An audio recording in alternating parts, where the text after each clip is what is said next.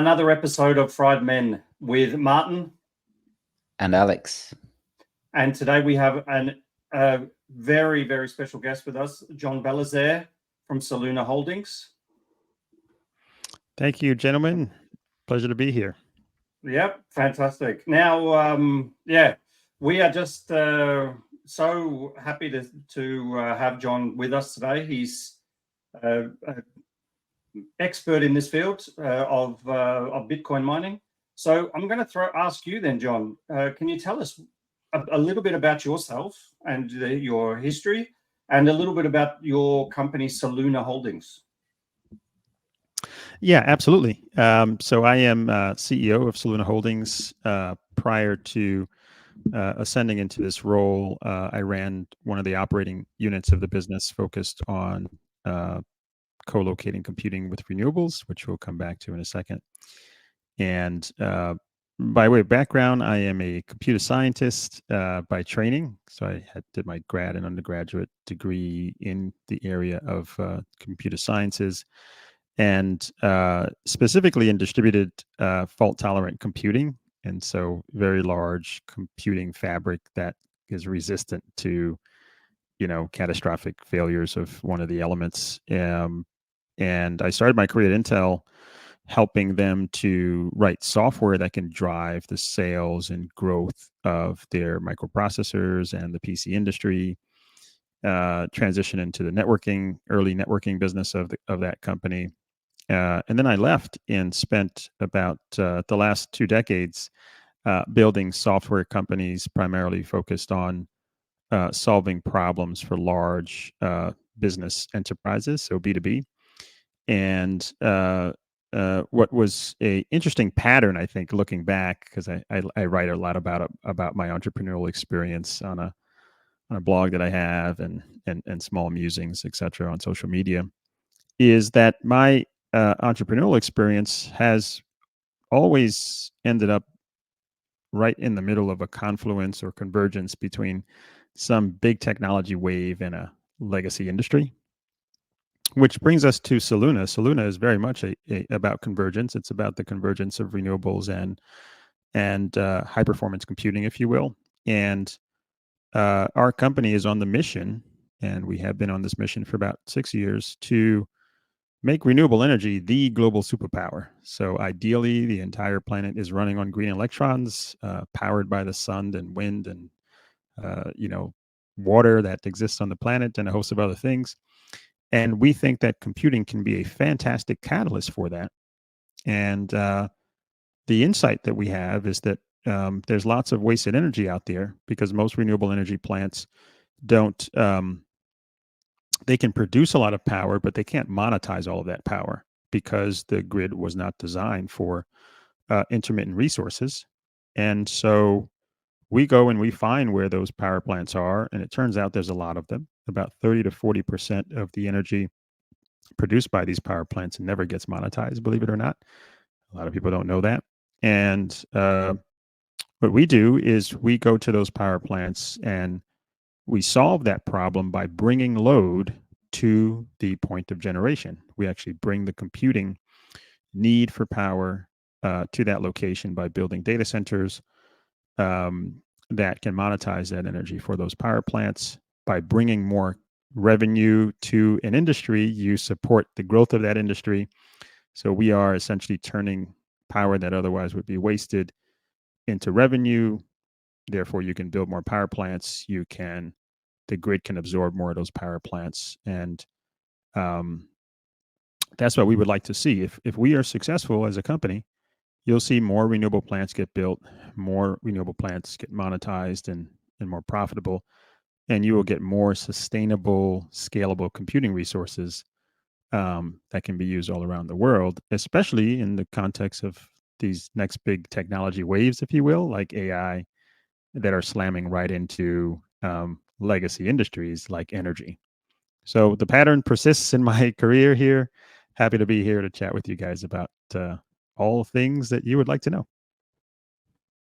Fantastic. No, so because Alex has got some questions that he's been. Yeah, we can start by how many sites do you operate right now, and are they all located in the US?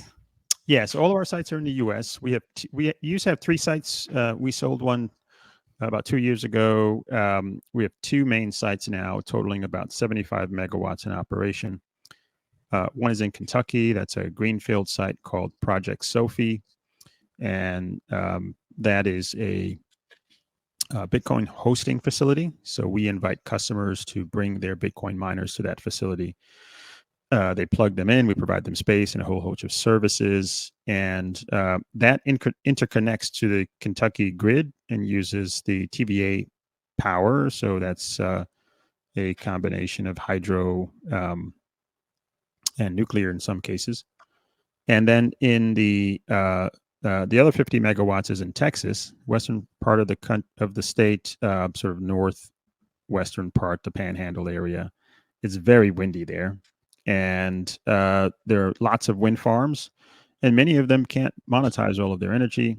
We have a project called Project Dorothy that's co-located with one of them there.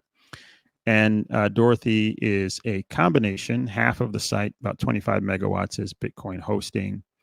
The other 25 megawatts is a joint venture based Bitcoin mining operation with a partner of ours.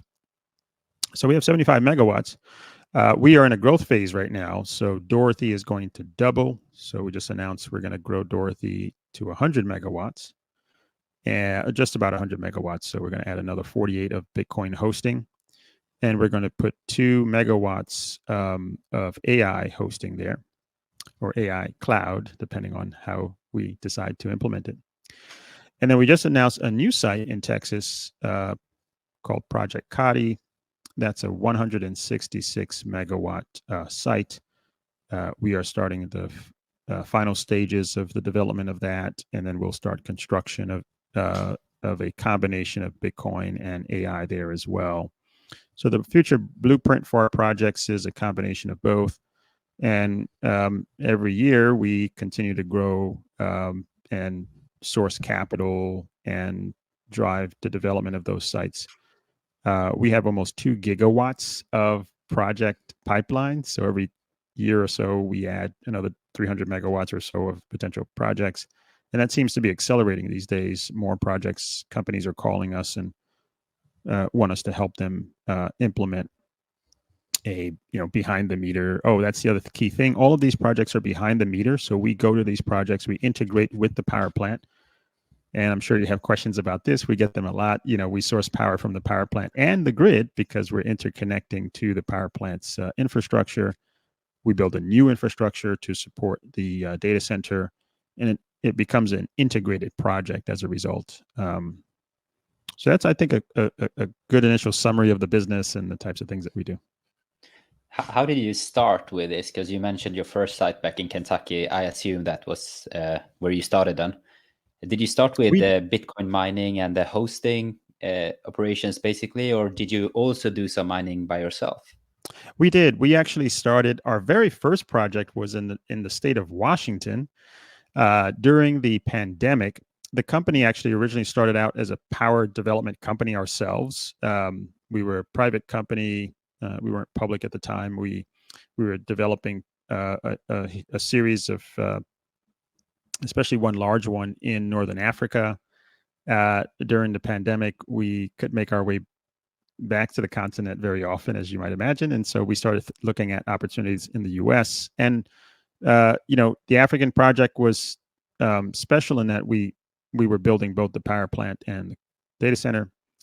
And then in the US, we started focusing on building just the data center. So go to an existing power source and solve this problem. And to prove our technology out, what we did is we bought an existing data center, Bitcoin data center, and then we retrofitted it with our technology, software, etc. It was a much smaller site, about 3 megawatts. We bought it out of bankruptcy and then took ownership of it, and then started making upgrades. All of the learnings from that self-mining or Bitcoin mining that we did there we took and improved upon it in the Sophie design, in the Project Sophie design. So Sophie became our first greenfield project using our new design and new technology. And then Dorothy was the scaling of that. So we doubled that, and now we're doubling Dorothy, and that's our model. We just keep doubling the size and complexity of the projects, leveraging all of the learning and optimizations that we get from the first one. Sophie did start out actually, Alex, as a Bitcoin mining facility. So we bought our own mining machines, we plugged them in at Sophie and ran them. So it was a self mining or proprietary mining facility. We bought another facility also in Texas called Project Marie, and we made that about half proprietary mining and half Bitcoin mining.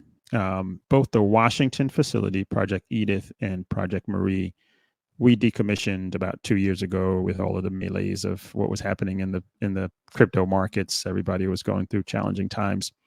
So we shrunk the company, decommissioned sites that were unprofitable, that sort of thing. And then we focused on the ones that were sort of the true Soluna design, right? That were the greenfield ones that would become our core projects, and then focus on scaling that. What was the key elements you'd say that made the other sites unprofitable? Was it the electricity cost that was too high in those sites?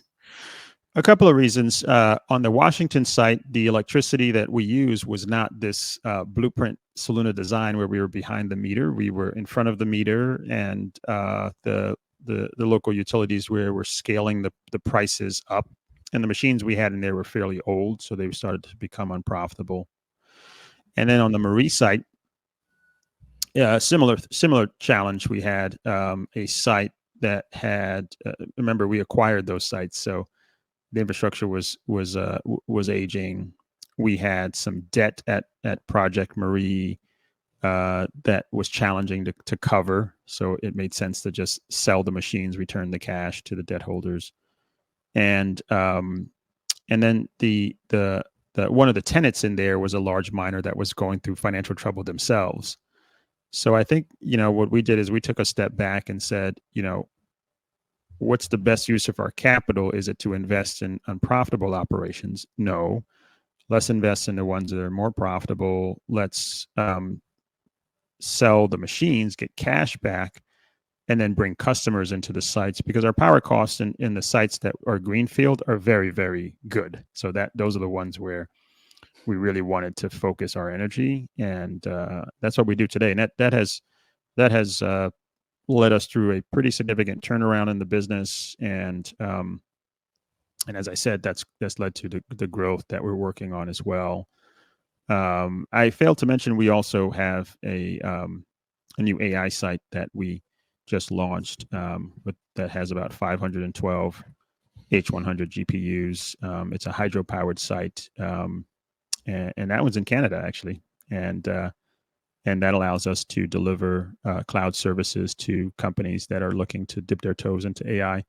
And then as they grow, they would grow into some of the sites we're building in Texas and beyond. That's impressive. The power cost you talk about there when it comes to Bitcoin mining, is that the public numbers or is it more like between you and the power supplier? Yeah, we're public now, so a lot of what we talk about is out there.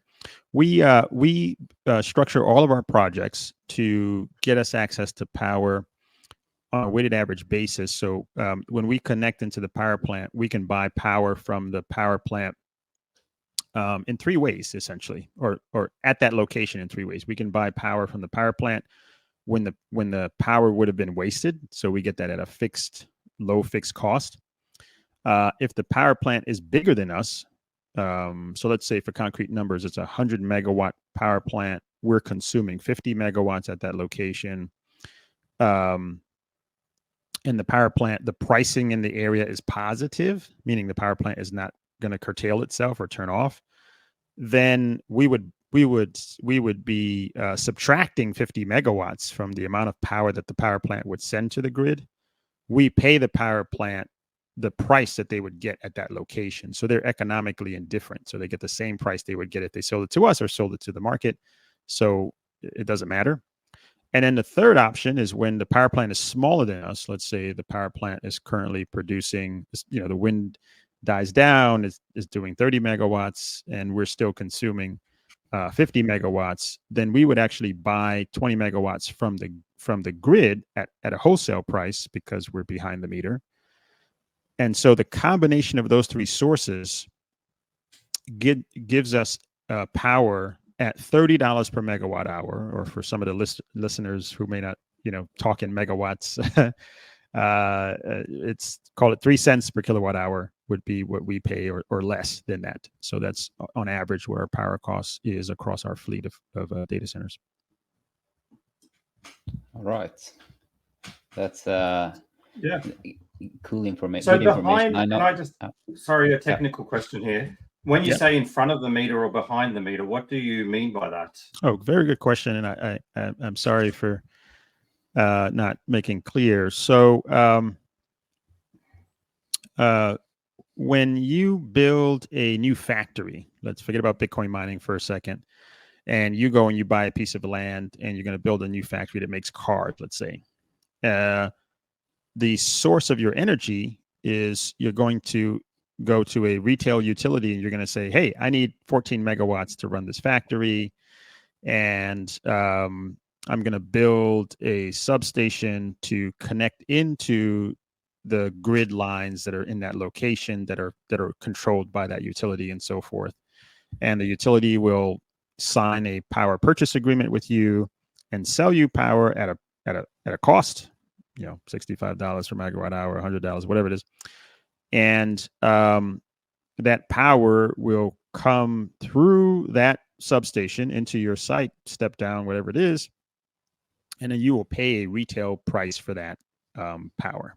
Okay, that is known as front of the meter, meaning the power is, and the power you're sourcing is actually before it gets to your meter. So before the meter actually reading happens, the power is in front of that, the power source rather, right?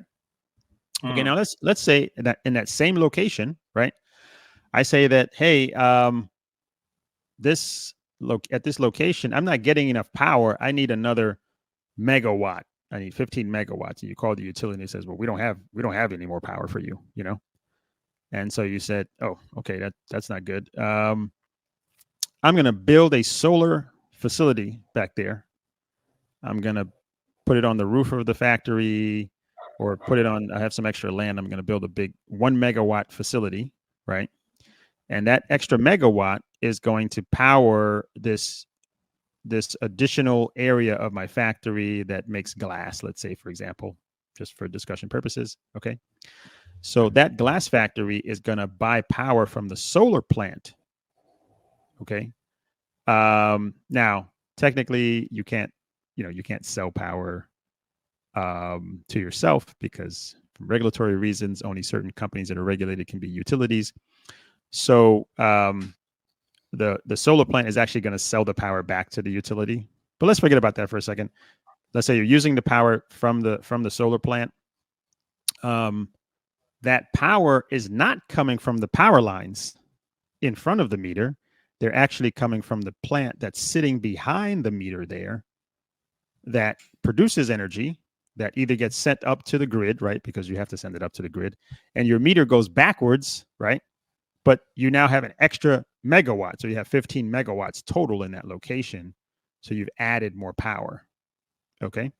So that glass factory I talked about that's using the solar plant, it's sourcing its power behind the meter. That's what that term means, where basically you're sourcing energy not from the utility itself, from your own distributed energy source. Okay. So now let's come back to the Soluna example. Now, when I build data centers, I can do it the way I just described, like the factory. I can go and build a big substation. Some of our, mining colleagues out there do that. They buy a piece of land that has a substation already, or a piece of land, and they build a substation. They connect it to the grid. They buy the power. They pay a power purchase agreement, and then they use it for Bitcoin mining. Okay. What we do, we don't do that. We go to an existing power plant that already produces energy, that sends it to the grid, okay? And the grid is metering how much energy you're sending to it, okay? And there's this whole structuring. At some point down the line on the line, you have a customer that's going to buy that energy, etc. That's all front of the meter transactions, okay? We show up and we build our data center, as I described before, behind the substation, okay, the same substation, and then we connect it directly into the power plant. So we're actually getting power from behind the meter before any electrons come in from the grid. We've sourced power from that power plant. That's why it's called behind the meter. And as I said earlier, when I need more energy, I'm actually going to pull power down from the grid through the substation. And that's when I would be buying power wholesale. But from the grid's perspective, or the power authority's perspective, right, my data center is not set up in a typical front of the meter structure. It's actually combined with a generation facility. So the assumption is that you're actually getting your power from that power plant that's right next door to you. And so you are therefore a behind the meter entity. And that's the difference between front of the meter and behind the meter. Was that clear? And what's the, yeah, that was really clear. But what is the benefit then of a power company giving you behind the meter access to them? Why would they do that? So the reason they do it is they don't have to provide me with for energy. Let's say I come in and I say I want 50 megawatts, 160 megawatts. I've been telling you some of the numbers of these plants, right? If I went to them in front of the meter, the utility would either have to buy the energy from somewhere else on the grid to deliver it to me, or they would have to build a generation facility to supply me with the energy if they don't have that energy available, right? Now, instead, I can source the energy from an existing facility that's already built, that happens to have excess energy that isn't being monetized. I can buy the power directly from that power plant. Technically, I can't do that. I actually have to buy it through that retail entity. So now they're able to sell me power without making any capital and investment to deliver me energy. So it's all profit for them. That's why it's advantageous. Okay. Are you only consuming excess energy? Maybe you said that before. I didn't really get it, but so you only consume that excess energy? No, we consume because we're physically connected. We consume all of the energy that our power plant produces until up to a certain maximum, right? As long as the power plant is bigger than us. And that's just purely from a physics perspective. The electrons will always go to the closest desire for them. So since our data center is right there and integrated into the power plant, they're going to start to flow to us first. Once all of our desire or demand is satisfied, the rest of the electrons will go to the grid, because the rest of the desire is out there somewhere. Somebody's running a toaster, turning on their TV. The rest of the power is going to go out there. And so, yes, we source the wasted energy, because now if you were driving by the wind farm, the wind farm wasn't spinning now, right? But since we're there now, it is going to, most of the plant will be spinning and we will be consuming that energy. Okay. And typically the power plant is turning off when the price at that location is negative. Now, I don't know how power works. Actually, I do know how power works in Scandinavia, and it's very similar. But in Texas, it's basically everything is a price signal. It's a very beautifully designed open market framework for power trading and power management in the state of Texas. So if you are at a node on the grid, a location on the grid that represents a generation or load area on the grid, the power price at that location is part of the power matching system, right? There's people producing energy, there's people who want to buy energy, that generates a price. Well, when the amount of energy that's being produced is greater than the amount of energy that is needed, the price is negative, because you're sending a signal to the market like, we don't need all of your energy, you need to turn off. Okay. So when the price at that location is negative, we're buying effectively wasted energy, because otherwise the power plant would most likely be turned off, or part of it would be turned off. Okay. But you have to pay a positive price. You cannot pay a negative price, right? That's correct. Above zero. Yes, we pay a positive price, which is the advantage that we bring to the power plant. For them to send their energy, they would have to pay a negative price. All right. So then they will definitely sell it to you. It would be very bad otherwise economically. Correct. Very, very so bad you economically. basically, but a lot of these power plants are experiencing that bad economic experience because I'm not there. There's no data center there. They're there producing energy, and then they're getting these negative price signals, or they're getting a call from the utility to say, turn off your power plant. Both are effectively the same thing. So they have to turn off part of the plant or all of the plant, depending on how much power they're overproducing. We take that overproduction and we turn it into cash for them. It's a very beautiful incentive scheme. It reminds me of the Bitcoin network. Yes, exactly. You have the game theory. Which is the beauty of sort of bringing those two worlds together. That's why convergence is so powerful, right? You have on the one hand a problem in the renewable energy space that's really hard to solve, right? Let's say I built a battery there instead. So people ask me like, John, can't you just store the energy, and then when you need it, you just send it back out? I go to cocktail parties, birthday parties, and let's say you sent your kid to the birthday party, and then the adults are talking, and invariably the question comes up, so what do you do? And then I have to explain everything I've explained to you guys, and they go, but that's fascinating. But wait a second, can't you just store the energy? And I say, yes, you can, but a battery is also a business. There's a company that owns that battery site, and they need to make profits, right, to return all the capital that they used to build that site. How do they do that? Well, they buy the power, or they store the energy when the prices are low and negative, right, Alex? So they're sucking it in because they basically can get it for free.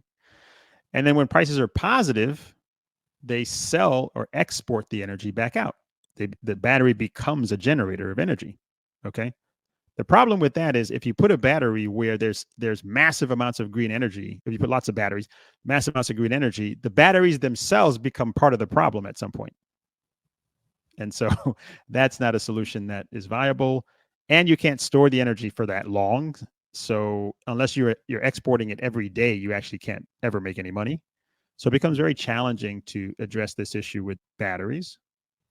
Is the issue with it? Sorry for interrupting you. Is the issue with batteries? Is it because it's bad for the environment to create them, or is there no? Like, is it? Well, no? I mean, batteries do have environmental issues. Mining lithium and all that kind of stuff is challenging. And they also have safety issues. They do catch on fire. I've heard mention that Tesla just tells customers, if the thing catches on fire, just let it burn. Like, hopefully you have insurance. There's nothing we could do. So these things happen.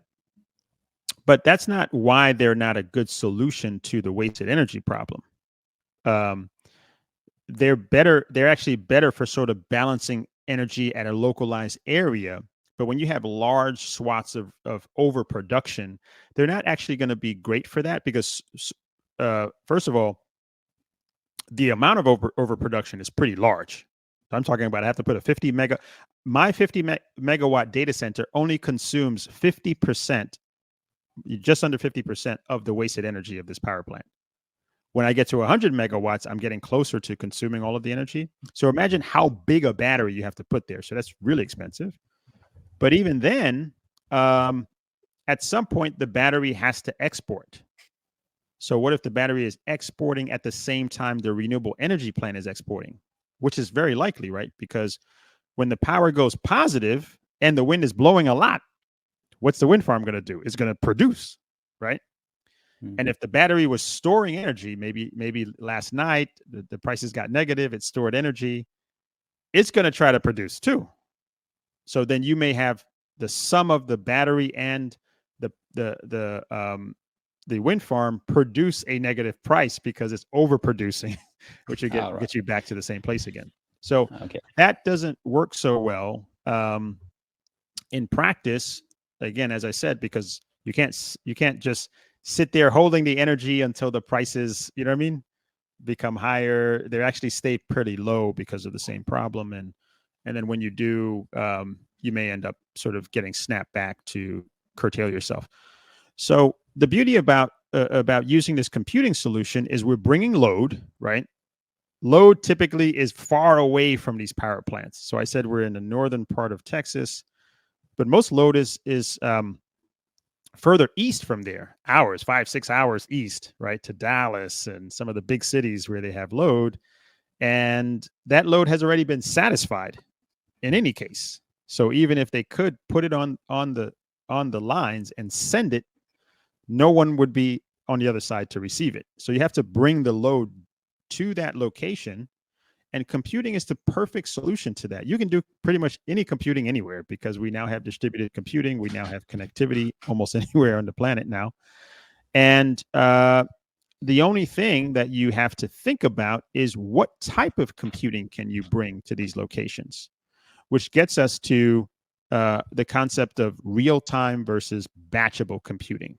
So at the heart of what Soluna does is we not only build data centers as a general practice for data centers at these renewables, we build purpose-built facilities that can curtail the energy, that can live in these intermittent power environments, if you will, and are resilient to power loss. So they're batchable. So Bitcoin mining is the first example of a computing load or a computing workload that you can do anywhere in the world. It's completely distributed, right? Because of the core design of the layer one platform, and it's already it sits on top of the internet, so you don't have to recreate a communication platform. And the very thing that you're doing can be done. You can stop doing it, wake up, start doing it again. The probability that you get revenue and so forth is the same, whether you're doing it, for 1 minute or 2 minutes. That's fundamentally the same. And then you can pool your resources across a vast network to mine this digital asset that has value. And so you take that and you put it next to a renewable, and if you can get it at a price that's pretty low, then you can stay on the network for a very long time, be resilient to energy, still make enough money to return all of your capital and generate returns for investors in that process. So we found Bitcoin mining to be a perfect example of the computing that you can do behind the meter with renewables or co-located with renewables.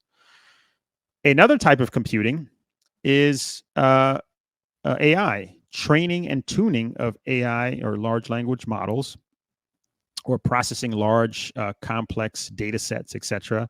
Effectively, anything that's sort of big data oriented is becoming seen as AI or high performance computing. And so you're doing supercomputing operations that you can start crunching on this data and processing it and updating your billions of parameters in this big neural network.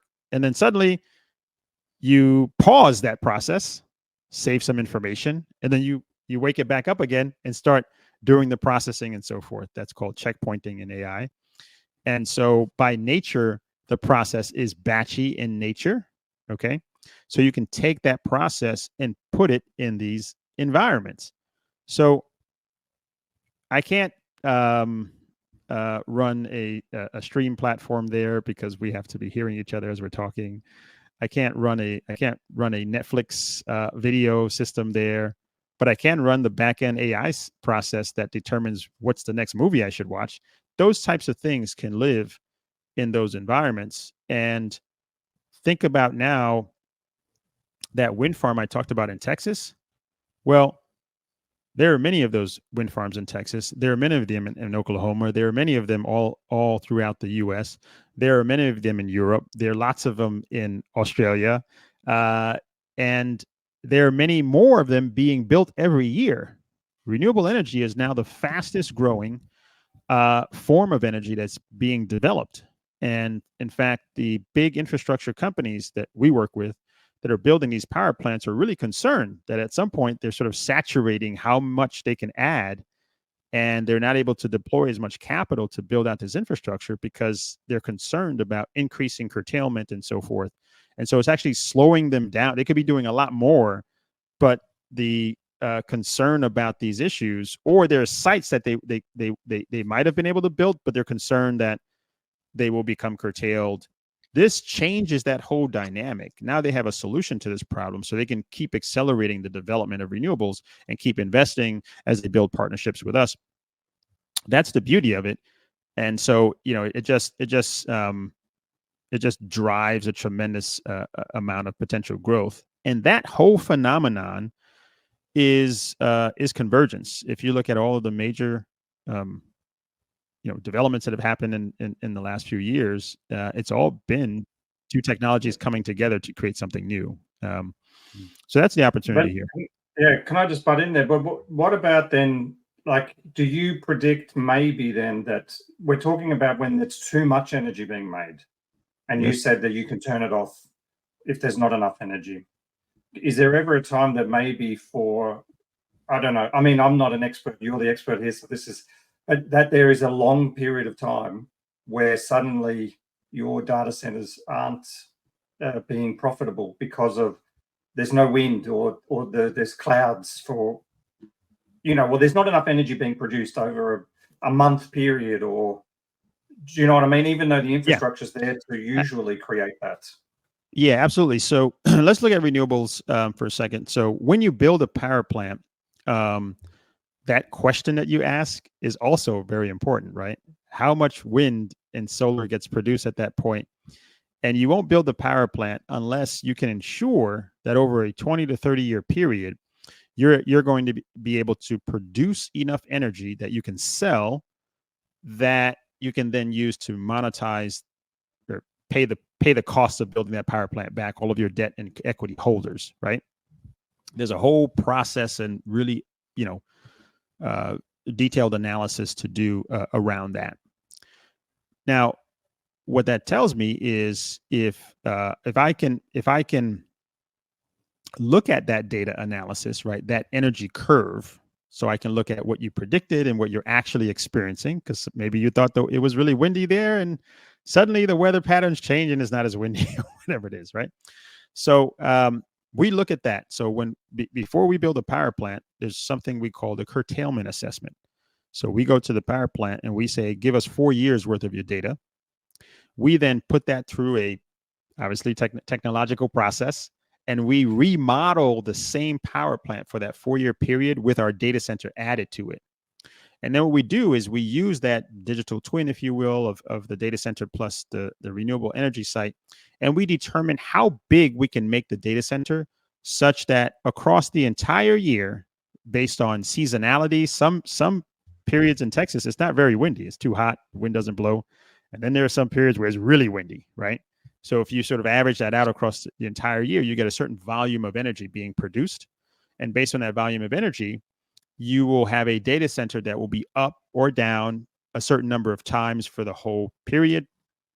And through that modeling, what we determine is that we can size our facilities and design them using our modular design such that we can get 95% minimum uptime, even with periods where we're down, there's no wind, it goes quiet. The power prices spike in Texas in the summer heat and so forth, and we can shrink the facility down. You see, the reason is because we don't build this big monolithic facility. We actually build a modular, almost Lego block-like approach to the data center. And then we layer a piece of software over that determines, based on signals, how much power is the power plant producing? What are the prices at that location? What's BTC pricing right now? What's the weather in that location? How big should the facility be right now as we're talking? How big should it be 5 minutes from now? That sort of thing. And then we use our technology to make the data center bigger or smaller. So it's a flexible data center facility. I should have said that at the beginning. Our data centers, again, are purpose-built in that they're not monolithic in design. They can be partially up versus partially down. They can be completely down or all the way up. And that is based on an algorithm that we run, which allows us to optimize the uptime of the facility over a long period of time. So we don't get concerned about that. Now, when you apply that to AI, those 90s numbers, they start to get much higher, right? And what we do there is, first of all, the design of the facilities are different. The power design is different. And we add a resiliency solution to the data center. So when we really have no power for an extended period, we can spin up local energy in a microgrid design, basically, that can power the facility, provide it power until that energy comes back. Let's say there's a big emergency, and even though the wind is blowing, we have to relinquish the power to the grid because the grid needs that energy to power homes in Texas or whatever. Then we would use our own power source. And there are different technologies that we can use there. A lot of them in the sustainable or low carbon area. And we'll keep the data center up until we can get access to that power again. And that's the design that we're developing for the AI type data centers. That's called our Helix design. It uses no water. It's direct liquid cooled using a closed loop system. Thermodynamically, the building is closed.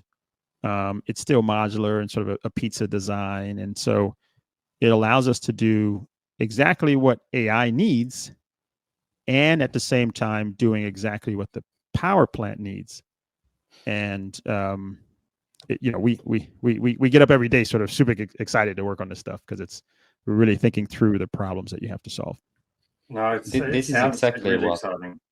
Yeah, this is exactly what came up in the Culper report, and they were bashing Iron for. They were talking about the tier infrastructure, tier 1, 2, and 3 levels, right? And I think they mentioned that tier 3 was supposed to have some redundancy and resilience, as you were talking about there, John. Right, and exactly. It seems like So you have need to it have up. certain. That's right. You need to have certain capabilities to serve some of these other loads. Remember, they're still batchable, so there will be periods where the data center will be down or lowly down or whatever. But you're going to synchronize that as much as possible with the natural occurrences of sort of checkpointing.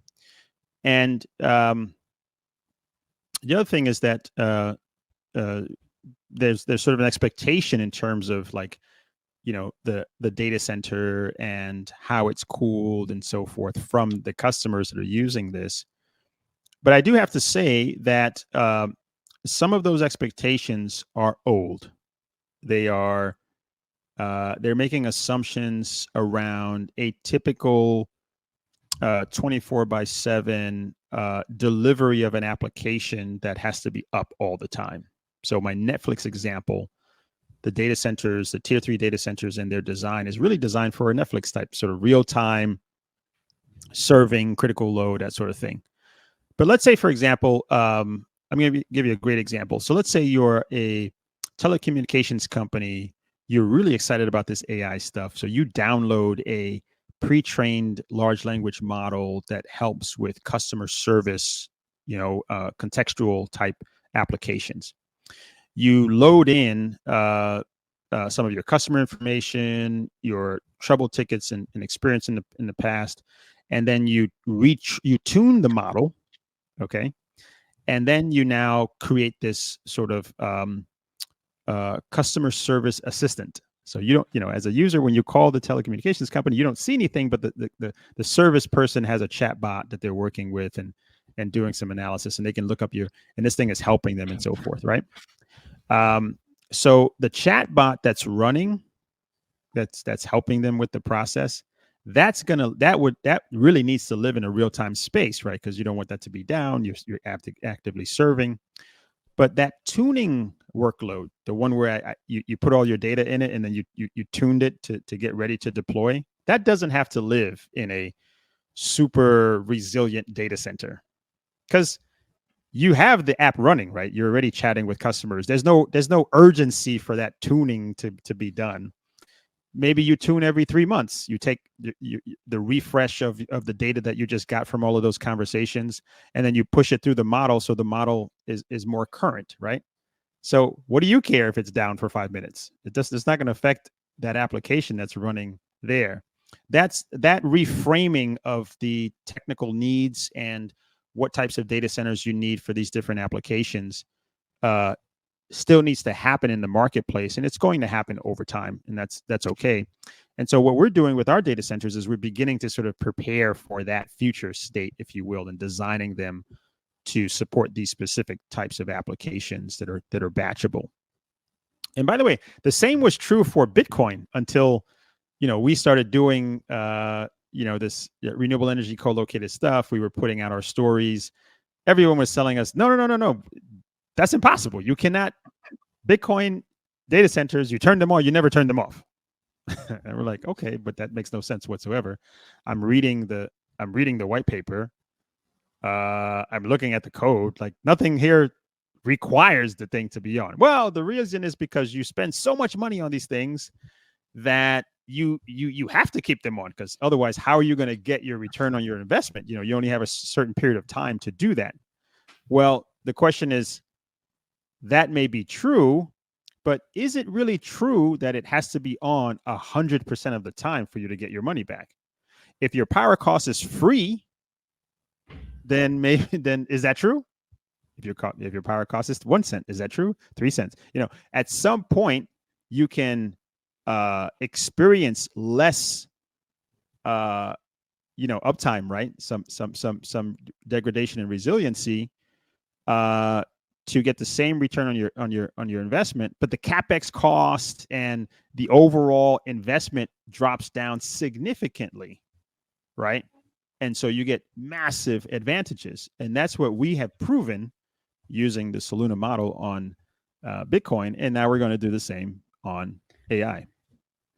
Yeah, so that's what is the reason behind you moving to AI from Bitcoin? Because you started out as a Bitcoin company. Do you see AI as the future, and will you move fully towards that over time, or is this a dual play? Yeah, that's a great question. 3 years ago, we wrote a strategic plan. It's a process we do about every 3 years. We look at everything we do well as a company, what the opportunities are in front of us that match our mission statement, if you will, and then we build a plan for the next 3 years. What are we going to do? What kind of company we're going to be? Where can we make the most money? And so 3 years ago, we wrote a plan that says the first phase of our business is going to be Bitcoin.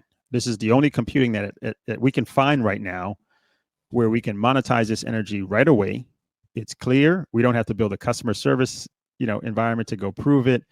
We don't have to convince people that they need to source energy back here. We set up machines, or we have people set up their machines. We plug them into the Bitcoin network. We monetize the data center and the energy. And in that same report, we said, now, at some point, it's pretty clear that computing is heading in a direction whereby its energy consumption, its growth will get to a point where you're going to need to source energy here. I just don't see how you're going to get all the energy you need for the type of computing that we're building out. I presented it to my board, after the team had worked hard developing it, and the response was, well, what is that computing? He says, well, we believe it's in the supercomputing sort of high performance area because we're generating so much data. At some point, we're going to need to process it, and you're just going to need more computing power. What kind of data and what, And so I was looking at these guys. Okay, it's fine. You don't believe me, but don't worry about it. We have 3 years to get there. So right now we're going to focus on Bitcoin, and then in 3 years we'll be phase 3. Well, here we are. 3 years later. That thing is pretty clear, right? Like, my mom knows that AI is where it's at, and that's where you have to go next. And so phase 2 was always our transition. Now, the question is, why did we say that phase 2 was in the plan, that we had to do a phase 2? And the reason was, as we mapped the growth of our energy resource, like the amount of energy that we would have access to as we built the business, and the amount of wasted energy that was out there, Bitcoin is not enough. You would have to you would have to do so much Bitcoin mining in the world to consume all of the wasted energy that is being produced on a global basis. You're talking about 255 terawatt hours a year at least. That was our calculation 3 years ago. And so it's just not enough. You need more larger computing footprint. Now, to say that, AI is, going to be the consumer of this, it's almost laughable, right? Because AI alone will represent more of the percentage of energy that's related to data centers today. Just AI will be bigger than all data center power consumption today, and it's growing from there at an exponential rate. So you now have this insatiable demand for energy, as we foresaw, as we predicted, that really needs to source energy. And in the US, where I'm sitting, there is no power. You cannot source power for the next 2 to 3 years. I don't know what the grid's going to do. Like, you can't, Microsoft, these hyperscalers just can't keep building data centers and saying, I need a gigawatt.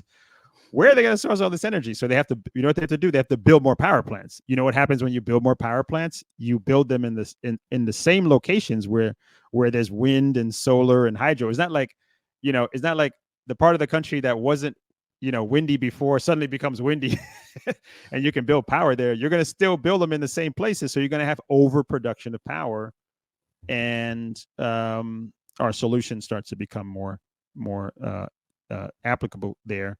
And also, if you can't source power in front of the meter, because most of these projects are in front of the meter, what we're saying is, hey, go co-locate with facilities.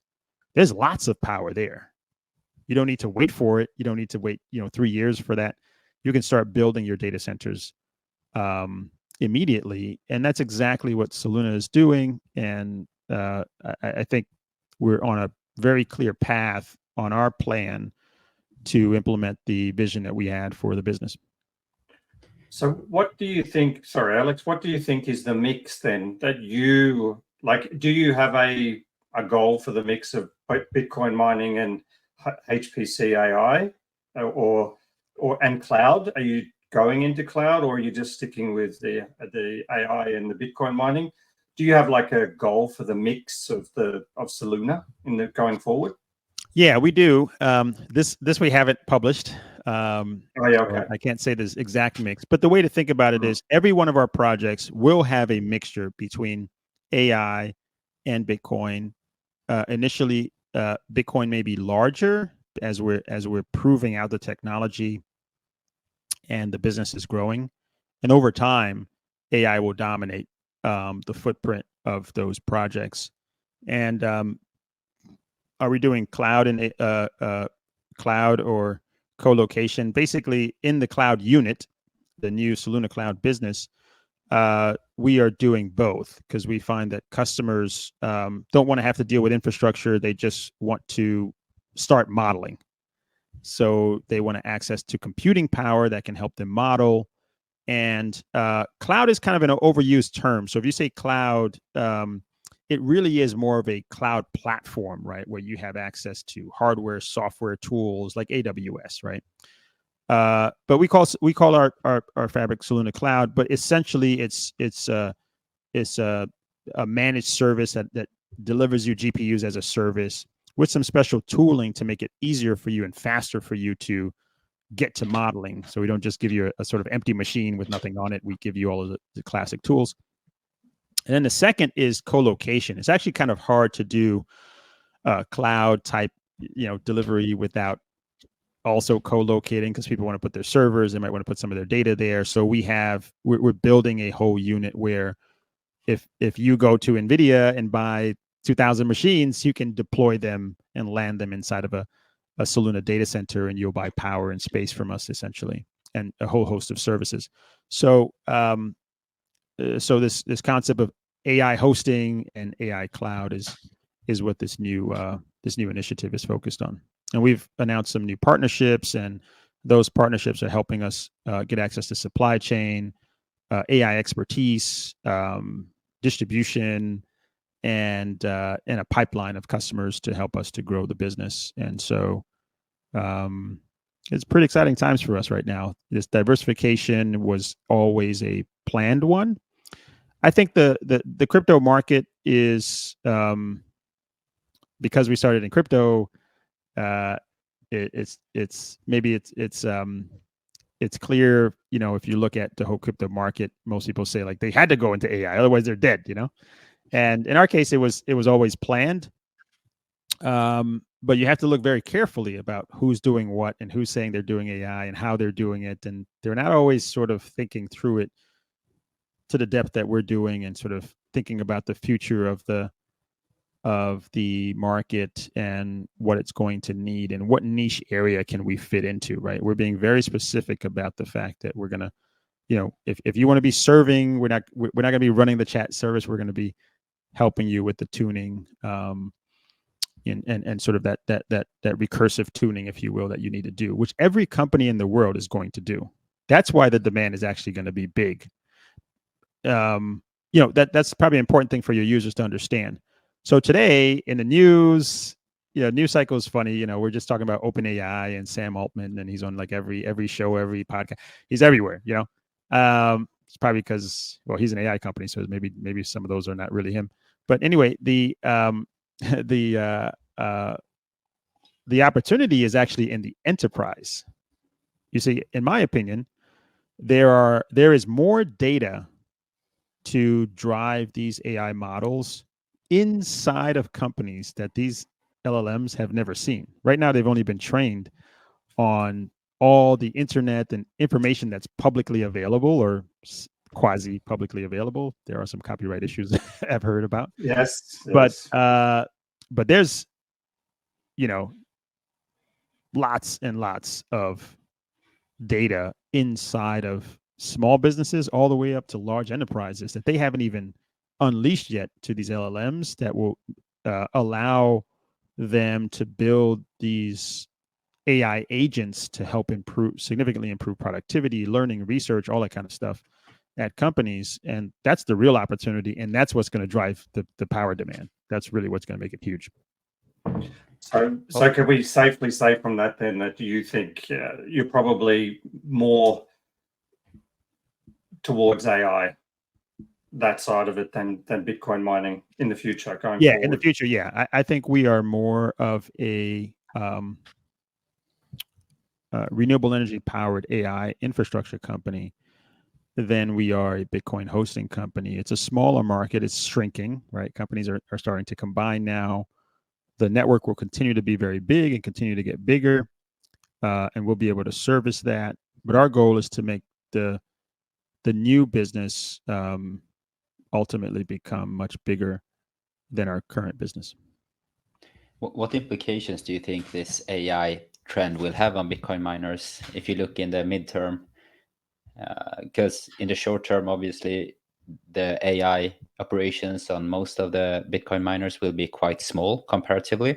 Right. But going forward, if most of them, including you, move to AI, what will happen? Obviously, I mean, it will be more profitable for Bitcoin miners, so focusing solely on Bitcoin mining to make money there. But will it be, you reckon, some issue for Bitcoin in the future? That's a good question. I mean, I think businesses right now, the Bitcoin miners, including ourselves, are thinking more about revenue diversification. We're not exiting any businesses. We're just adding more revenue options to create more predictability in our revenue and our profits going forward. Both of those markets are growing. There's no, there's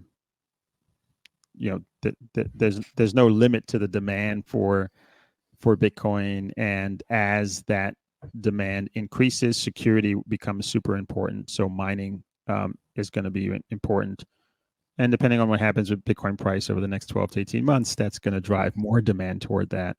So I don't think you're going to see any sort of significant exiting or curtailment, if you will, of that side of the business.